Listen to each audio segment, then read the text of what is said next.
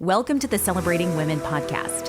Mandee Montana and Ashley Fisher dig into conversation about women, their issues, their thoughts, their lives, and celebrate their gifts, their talents, their courage. It's the Celebrating Women podcast, presented by Hand and Stone Massage and Facial Spa in Tyler, Texas. Hey there, it's Mandee, and you know I love to relax, right? I've shared the secret of where I go. I know, you know. It's Hand and Stone Massage and Facial Spa, of course. I love sharing about my favorite treatments and highlighting the wonderful staff there. And today we're talking about Steve. Yes, you heard me correctly. I normally choose female therapists, but I'd heard so many wonderful things about Steve that I finally booked an appointment with him. Friends have been telling me for years that I should make this appointment. He made me feel comfortable right from the start. My shoulders are typically really tight, so he made sure and stretched them. He even turned me on my side to approach and massage my shoulder and neck muscles from a slightly different angle. He also talked me through the whole massage to make sure I felt comfortable and to make sure he was applying the right amount of pressure for me. Now it's your turn. Book your appointment at Hand and Stone Massage and Facial Spa located in the Cumberland Shopping Center, or you can book online today at handandstonetyler.com. Okay, we're back again, Celebrating Women podcast, and this is a special episode. So I'm Mandee Montana. Ashley Fisher's here with me, and this episode's a little bit about Ashley again. Oh, hey, it's me again. It's you again. But you've had an interesting journey in the last, year of your life where you've had some realizations about your body and some changes that you've been going through, and you're taking some progressive steps, and you've even got a podcast about it. So That's just so wild. It is so wild. You're doing two at once. Yeah. But okay, so I'm going to ask some really basic questions because even though you've told me a little bit about this, I'm still really uneducated and learning, and I feel like most people are, which is why you're advocating. Yeah. So lipedema. Yes. Is a condition? Is it a disease? Like, tell me the basic layman's term. What is it? So it is a connective tissue disorder. It is considered a disease. It is not considered rare. It is actually as common as breast cancer. Interesting. It's just rarely diagnosed. Okay. Mm-hmm. So how did you discover that you had it? If it's rarely diagnosed, and have you had it for a long time and just didn't know it? Mm-hmm. Like, tell me how this came about. So since I was young, I have always joked that from like puberty on, I've always joked to like my family and friends, I feel like God cut my leg off at the calf and put a foot on it because I don't have an ankle. Okay. I've always had, the cankle, or I've always been very hippie from hips down. I've always been very, like in school they would say thick, or, but I was always much bigger on my bottom half than I was on my top half. It was very disproportionate. And my legs were super column-like. There's not much difference between my calf muscle and my ankle. Mm-hmm. And that's something that's always bothered me because, we're girls. We want to wear dresses and shorts and all the things. And most summers you'll catch me in blue jeans or leggings because I'm hiding. And about a year ago, my husband was on Instagram. One of our favorite accounts is Lymph Love Club. She does a lot of awareness around the lymphatic system, and he's a nurse prac, and so that's just something he's interested in. And he sees this term lipedema, and he said, "What is that? I've heard of lymphedema, which is like swelling on like one side of the body, but what is lipedema?" And he goes down the Instagram rabbit trail. He brings me his phone. He says, "Babe, look at this." And for the very first time in my entire life, at 33 years old, I was seeing women with legs like mine. Wow. How did that feel? It was and has been very healing and it's still a process because most other women who have this have been like me, and we've been hiding under long skirts, jeans, pants. You don't really see very many of us out there go, on display, so to say. Mm-hmm.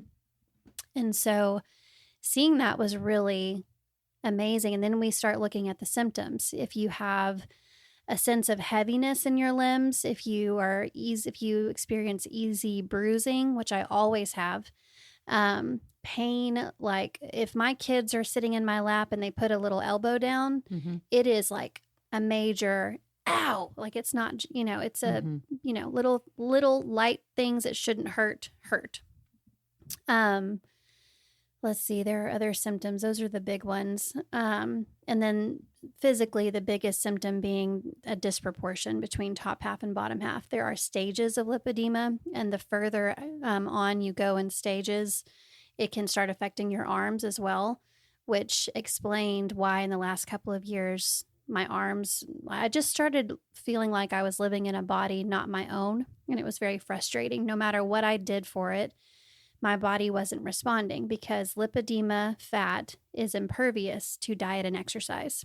Interesting. So women with lipedema can lose normal fat, but the fat on their body that is lipedema, it will not respond to diet and exercise. So fat is a tissue. Is that what I'm hearing? Mm-hmm. And this is a connective tissue disorder. And so the lipedema is the disordered fatty tissue, right? Yep. So how do you solve it? So there are a number of conservative therapies. Number one, if I could have been diagnosed at puberty when all this started, because lipedema, it surges at times of hormone influx. So puberty, pregnancy, menopause, all that stuff. If I had been diagnosed at puberty, I could have started conservative therapies then, which can actually, at the earliest stages, can slow or stop progression. But once you get into, I'm actually a stage 2, moving into stage 3 currently. Once you're in that stage, you want to do conservative therapies to help kind of keep the symptoms at bay, but you're not going to be able to stop the progression. And lipedema is a slowly progressing disease, unfortunately. So conservative therapies being wearing compression, things like standing on a vibration plate to get your lymph system flowing, because this lipedema fat surrounds your lymphatic system. And, somebody like you, when you walk, your muscles are helping move your lymph fluid in and out of your body. And that's that pulsing I sometimes feel after I finish walking, isn't it? Probably. Yeah. And for somebody like me, that fat becomes so fibrous that your lymph system just isn't getting, your muscles aren't being able to move that lymph fluid. And your lymph it carries out the waste in your body. It carries out the trash. And then your lymph nodes are like Pac-Man. They eat the trash, if that makes sense. Manual lymphatic massage, wearing leg pumps, all kinds of things. But you've got to catch it early in order for these to be really helpful. For them to be so helpful as to stop progression, you would have to catch it way, way, way early on. Now, either way, they need to be done. Even, moving on into, I've been doing conservative therapy since I found out, and they do help some of the symptoms. They can help alleviate pain. They can help with that sort of thing, but they can help with swelling. But the only thing that they have found to be a real, and it's not a cure-all, but it's definitely kind of sets you back to that stage that you would want to be at the earliest stage, is a specialized form of liposuction. And that's what I'm going to be doing in about a week and a half. Wow. Okay, so I know you've told me this before off mic, but I don't think you've shared it just now. And this was what really got my attention when you first told me about it. You talk about it progressing. The progressive stages of this it's not just like your body is getting bigger and it's a body image issue by any means, right? This can actually really cause a lot of pain in your body. Yes. And it can also inhibit your ability to move, right? Right. It can eventually lead to immobility. So, wow. Lipedema is a genetic disorder. And so now we know, and this has been another part of it that's really been something to process through. My grandmother, my dad's mom, we now know this is what she had. She was in her 20s. I have her on my poster out here in my studio. She was tiny on that poster. If you had seen her in the last 12 to 15 years of her life, she was still beautiful. And you could tell, still very small frame underneath a very large, especially lower body. It did affect her upper arms, but her lower half was extremely disproportionate. She even had lap band surgery and lost next to nothing. And what happened was, I mean, I watched her go from high energy, standing, walking, you couldn't keep up with her, to a walker, to a wheelchair, because your limbs feel like right now I am the heaviest I've been without being pregnant. And I think most women go, well, I'm just, I weigh a little bit more. But the density and the fibrotic nature of the tissue leaves you feeling so much heavier. My limbs, like when I have to get up off the floor, I feel like I weigh 1,000 pounds. Wow. At the end of the day, if I've been doing a lot and I'm really tired, getting my leg up on a step is a chore. So it's like you're moving through not just water, but like you're moving through like gel. Like, yes. I mean, it's just like this really super heavy. Think about how like, or honey or something, like if you were in a vat of honey and you were trying to move. That's great. Yeah. That's a great way to put it. Yeah. The other day, wow, I was out in the yard. Like I was very proud of myself. I saw laid your a photo. rock path. It's beautiful. I was really proud of that. But I wish that I had taken a time lapse video, because the struggle to just do that, I mean, it was hard, intensive, I would say, but how slowly I was moving because of how heavy I feel, you know. And so there are only really a handful of specialists in the U.S. that deal with this, who know lipedema and know how to work with it as far as surgery goes. And it stinks because surgery is when most insurance companies hear liposuction, their ears go, oh, it's elective, it's cosmetic. And it's not. It is very much a medical necessity. Again, preventing immobility. Preventing immobility, yes. And so many other things, yes. Cardiac issues, I mean, all kinds, a slew of things. And the doctor that I'll be using is a big proponent and advocate, and talks a lot in great length with insurance companies, trying to educate them so that they'll start covering more surgeries for women. But it's a year ago, I didn't know what this was. And now I have a podcast about it and a platform about it. And I'm going into surgery in a week, which is amazing. And the before and afters, when you look this up, it is interesting because there's a definite cosmetic outcome. But in my head, I still don't envision myself looking any different, but I do envision feeling so much better. Lighter. Yeah. Being able to move through life with your children less inhibited. Yes. Yeah. I mean, and it's been hard because most women with lipedema are not diagnosed until their late 50s. I'm very lucky that I was diagnosed mid 30s. And the more awareness that, is spread, hopefully people will learn at earlier stages. But most of these women, I hear from women all the time who are mid 60s who say, every doctor has just always said, you're just obese. You need to go home and lose weight. And they can't. They literally have a disease that keeps them from being able to lose weight. My grandmother, case in point, lap band surgery, nothing. So I feel very, very lucky that I can have, this will be one of 3 surgeries this summer. This first one will be kind of a broad stroke on my, like from hips down. And then I'll go back at the end of July and they'll do my thighs and then my arms, because it has affected my arms. And, yeah. So what if they told you about recovery time? So my surgeon uses twilight anesthesia. So I'll kind of be awake for this. And that he does that because it helps with recovery. A lot of surgeons use general and it makes recovery a lot harder. And so for me, I will be in LA with my husband we'll arrive on a Tuesday. We'll leave on a Saturday. And most of like the ugly part of the healing will be done there. Like you leak that tumescent fluid that they push, the first few days. super glamorous. Can't wait. When somebody is on the phone with you and they tell you, go to the dollar store and get you 3 shower curtain liners to protect the bed because you're going to leak a lot. It's like, that sounds great. Awesome. That sounds so sexy for you and your husband while you're in LA. Hey. Oh. Yeah. Thank God he's in the medical field, right? Right. Yeah.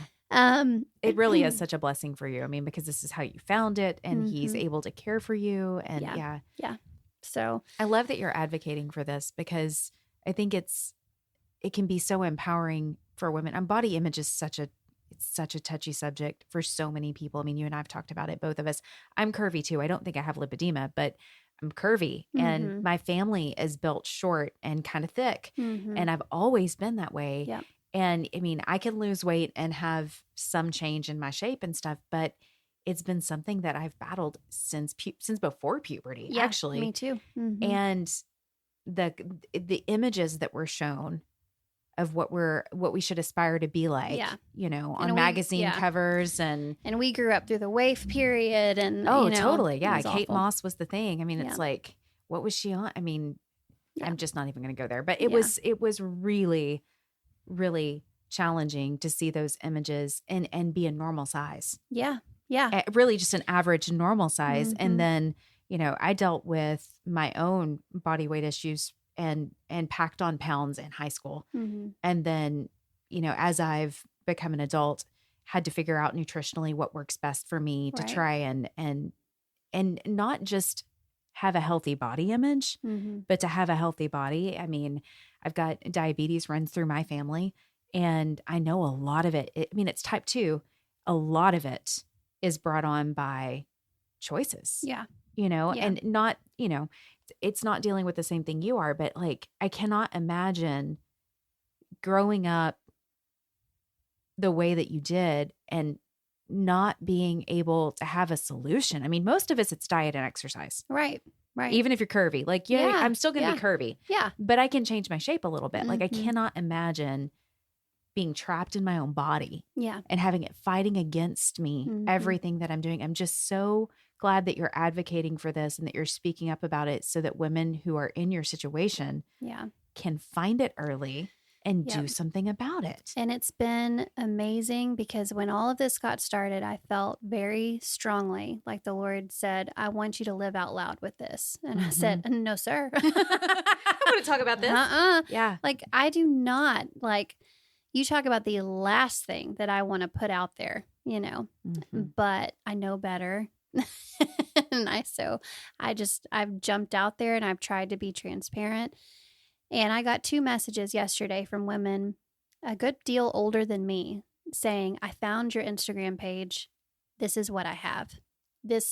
Or I found your Instagram page and the light bulb moment went off and I now have a consult with a surgeon, you know, or I'm doing these conservative therapies.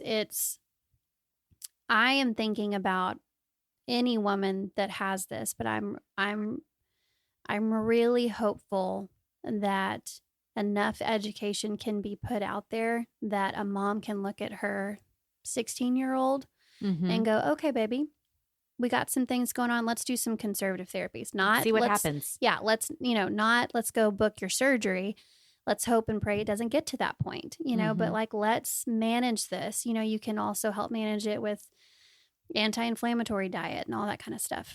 And I'm hoping that less and less women have to wait until they've gone through a lifetime of heartbreak and a lifetime of issues to discover this. Because one thing that is tied into this now that they know is that lipedema is, there's a line directly from lipedema to eating disorders, which is that makes sense. Of course it does. And that's what I dealt with from a very early age. I dealt with an eating disorder for years because, you know, I would restrict and restrict and restrict, hoping to see a change in my bottom half and my legs. Now, my upper half, I looked, tiny. You did. Too tiny. I mean, I've known you as tiny up there. Too tiny. Yeah. But I would continue those bad habits because it was like, well, my legs are not changing. And I was a smart enough chick that had I seen a change, I would have been like, okay, I'm good. You know, and that never happened. Which then messes with your mental health too. It's not just your Yes. physical health. Eating disorders are so challenging. Mm-hmm. I was never diagnosed, but I'm confident that I was eating disorderly for a very long time. Yeah. You know? And, even though I've been out of the thick of that restriction for a good while, pregnancy helped me out of that a lot because I saw my body in a totally different way. Pregnancy helped me appreciate my body in a way that I never had. But I have still struggled with disordered eating. And I don't know if everybody understands that you may not be suffering with an eating disorder, but you may very well be struggling with disordered eating, meaning I ate such a big breakfast, I shouldn't eat lunch. That's disordered. Mm-hmm. Mm-hmm. That punishment and reward system with eating and with working out being either a punishment for what you did or like that whole thing, it's just it makes me so angry that something, 2 areas in our life, nourishing ourselves with food and moving our bodies in a way that makes us happy, has been weaponized to become a punishment. And for something that's unattainable. Absolutely. It's just not real. Right. No, it's not. Look at filters. Yes. How many of us use filters? And they're fun to play with, and I use them too. And I'm not saying that you shouldn't use filters, but you look at it and it's not real. It is not real. And, the images that we see on magazine covers and all, they're all edited and retouched, and it's unattainable. And nobody told us that. Yeah. Our generation, when we were in school. Yeah. Some of those people did need to just eat a cheeseburger. You hate to say it, but come on now. They did need to just eat some of those models did need to just eat a cheeseburger. They did. And that body type, that teensy tiny everywhere, that's a beautiful body type, but it is not the majority. No, it's not. It's and we've, and they probably wish they did have curves. That's the interesting thing that I find is whenever I meet somebody that is dainty and tiny and petite, and I'm like, oh gosh, if I could only wear a halter top because my boobs would fit in it. You know what I mean? And they're jealous because you have boobs and they don't. Yeah. Right. And can fill out a bra. Exactly. It's been amazing to me how we see beauty in things that we don't have rather than, like you're saying, what pregnancy taught you, how to appreciate your body more. And so I'm just so thankful that you're doing this. And I know we had talked about this early on with our podcast, that at some point we would talk about it. This just felt like the natural time to do it. But I hope that we can continue this conversation as you are recovering. And I know that you have a whole podcast about this elsewhere, which I want you to share, and I want you to share your Instagram in just a moment. But I just also really feel like if what we're doing on this podcast, if we are celebrating women and celebrating, not only their beauty, but like overcoming things, like this to me is something that, even though I don't have it, like I want to advocate for this because I cannot imagine. I love you dearly, but also any other woman that is feeling so trapped and so heavy and just, like you said, creating disorder in her life in various ways to try and fix it when it's probably not fixable. No, and all the... Not within her hands is what I'm saying. Like you need help. You need the ability resources. To look at these women and say, for them to have this is what everybody who finds out about lipedema and realizes it's what they have, here's the moment they have. You mean it's not my fault? Right. It's not my fault. And there's a lot of weight to that, because again, like, well, shouldn't we just eat right and exercise? The body that I'm living in is not a reflection of my lifestyle. And that is super frustrating. Yeah. Now, I'm not perfect. I love chips and queso. I love all the things. And, I don't eat perfectly. However, the body that you see me walking around in right now is not an accurate reflection of my lifestyle. And that's just super frustrating. For sure. So, yeah. So since we're talking about this, what is the name of your podcast? And I'll put links to this, of course, digitally, but like if somebody's listening and they're like, oh, I can tell Siri to go download this whenever I get off. What's the name of it? Lipedema Mama's Podcast. Okay. Yep. And you have a co-host that also has lipedema? I do. Her name is Shawn Bigby. We met through Instagram. We're both moms of multiples and both have lipedema, similar stage, both seeking surgery. But the podcast, it covers a lot of different things. It covers surgery. It covers conservative therapies. It covers just inspirational people's stories. It's just, this was the interesting thing too, and finding out about this is that when everything is so saturated in social media, there was not very much out there on social media in regards to lipedema. So we've sort of hoped to be kind of a HubSpot of resource for people. And you're on Instagram. Yes. Can find me at _Lippy, LIPPY_lady. I love your posts. Obviously, I follow you. But I love how authentic you are, how raw you are, and how you have, and how you've shown yourself. Like, you're not hiding on that Instagram account. Yeah. And Ashley, it's beautiful. You are beautiful, but your ability to be you and this fullest expression of you that you are right now, and to show where you are and where you're going and advocating for others. I just think it's really beautiful and really offers a lot of hope. I think it's courageous. Thank you. And I just appreciate you so much. Well, thank you. I appreciate it. Welcome. I have to say, I kind of hate that it took realizing that this all wasn't my fault to make me realize I should have never been hiding to begin with. Right. So if anything, I'm hoping that by being transparent enough to show all myself and all my glory, that people realize, there's no reason to hide. There is no reason to hide. You're absolutely stunning. You always will be. You always have been. I think, I'm seriously, you are. You are just a gorgeous woman, but your heart is gorgeous too. And thank you for sharing, and thank you for advocating for others. Thank you, friend. The Celebrating Women podcast wants to hear from you. Find us on social media at facebook.com/Celebrating Women Podcast, or on Instagram, search Celebrating Women Podcast. You can also email us a voice message to celebratingwomenpodcast@gmail.com. We would love to hear your story or the story of an incredible woman you know. Send it to celebratingwomenpodcast@gmail.com. The Celebrating Women podcast is created and hosted by Mandee Montana and Ashley Fisher. Thank you so much for listening, and don't forget to subscribe to the Celebrating Women podcast.